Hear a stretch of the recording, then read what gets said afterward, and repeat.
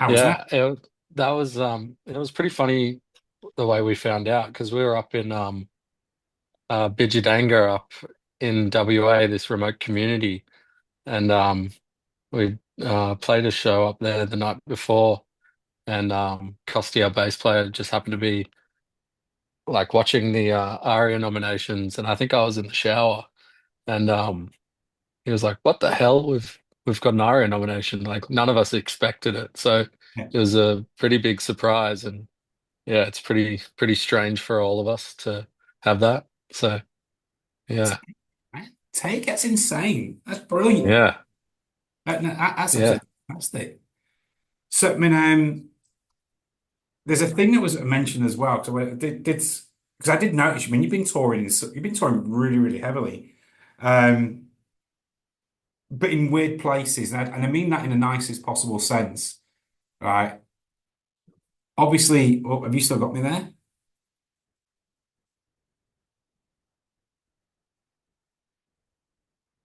Oh, just checking my connection.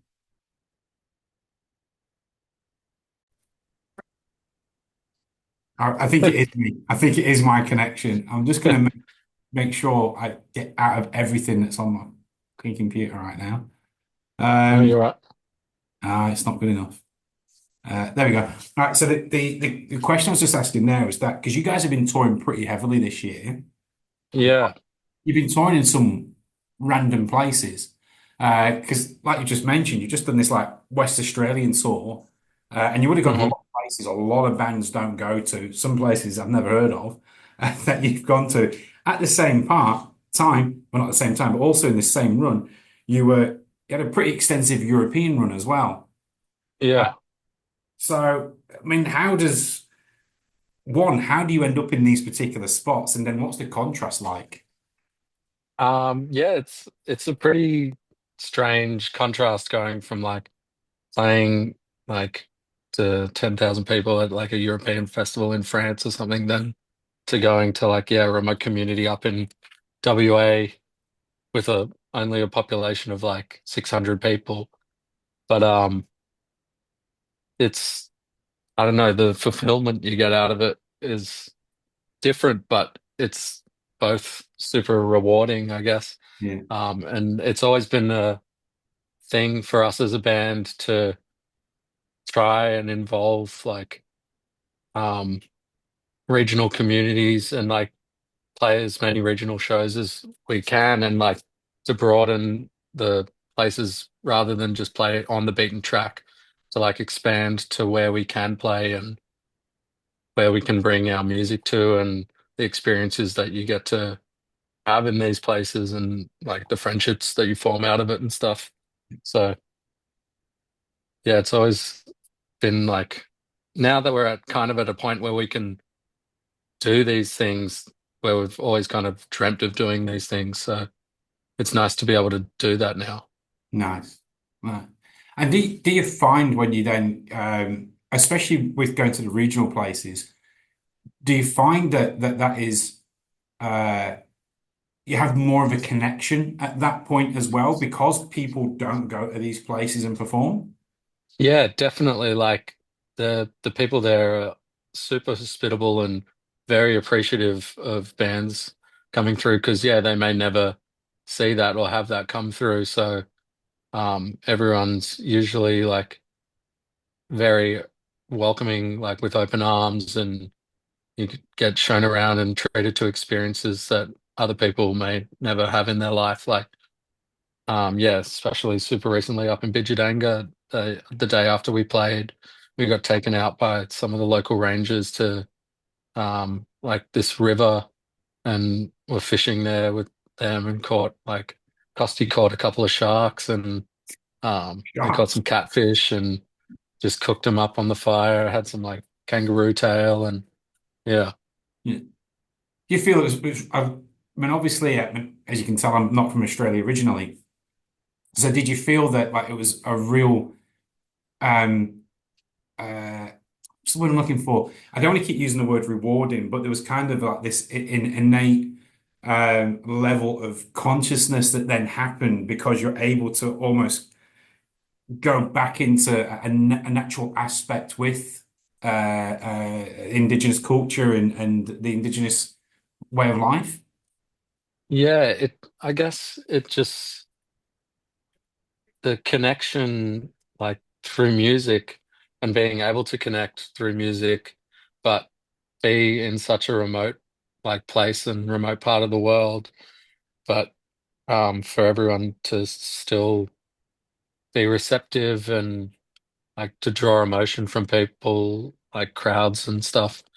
It's like a strange thing that music can bring people together regardless of um cultural background or nationality or anything like that. Even like language barriers can be overcome through music. So Yeah, it's the great connector, isn't it? Um, yeah. with that, considering that like you did tour Europe, and I got asked this question, because you did tour in Norway as part of that hmm tour. Yeah. Um, do you get many raised eyebrows about the band's name when you're in Norway? We did get yeah, a few questions about it. And it's always been on the cards for us to try and get to Norway one day, and we finally managed to get there. But yeah, a lot of the locals were very curious about the name, as are a lot of people. But it, long story short, it's a complete nonsense name that we made up when we were like 15 years old. And but there were some people in Norway like explaining to us that there was like a war between Finland and Norway, and they're like, "Oh, Finland would kick our ass." Like, yeah, it's just. And once we explained the history of the name to them, they're like, "Oh, this is hilarious." That it actually is complete nonsense, and yeah, they just found it pretty funny in the end. Well, I'm glad you've actually done that because that was going to be my next question. Was where did it come from? And I'm guessing, like, I mean, because it's coffin is the Yeah. collective, it's just these words just fit together to make the word coffin. So so yeah, it started. We were like between the ages of like 13, 15. And we were at a Halloween show at like a local rehearsal studio, and there was a bunch of bands playing. And after they'd finished, our other guitarist at the time, Arthur, was like, "Oh yeah, can we play?" And the guy's like, "Oh, you need to be in a band." And we'd been listening to a lot of like black metal and stuff like Children of Bodom and stuff like that. So it was like, "Yeah, we've got a band. It's called Children of Finland."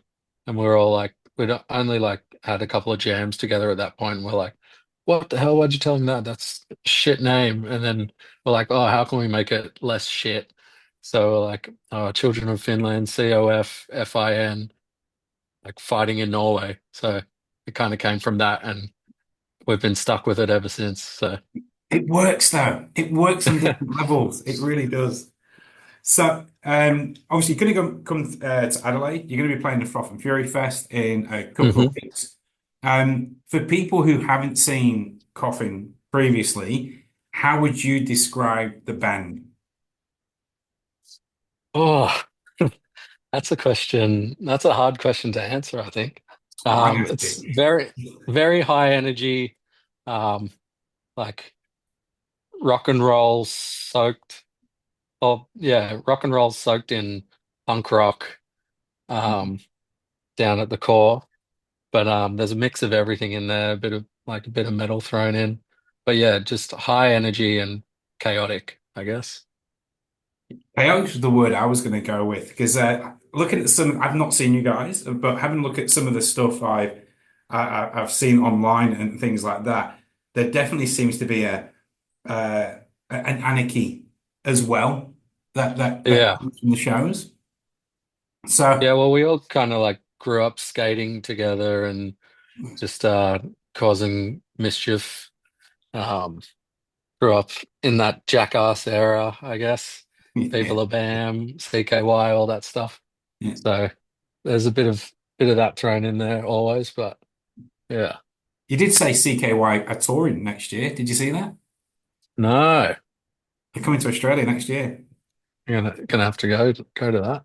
Oh, actually, I did see that. I think was it with Alien Ant Farm or Yes. something. Yeah. Yeah. So I mean, after Froth, obviously we lead into the end of the year, then 2025 hits. What's next for the ARIA nominated coffin? Well, we've actually been writing a whole bunch at the moment, working on a new album, and yeah, just getting songs together for that. In the time off that we do have, so just jamming on a bunch of new tracks, and then planning tours for the rest of the year for 2025.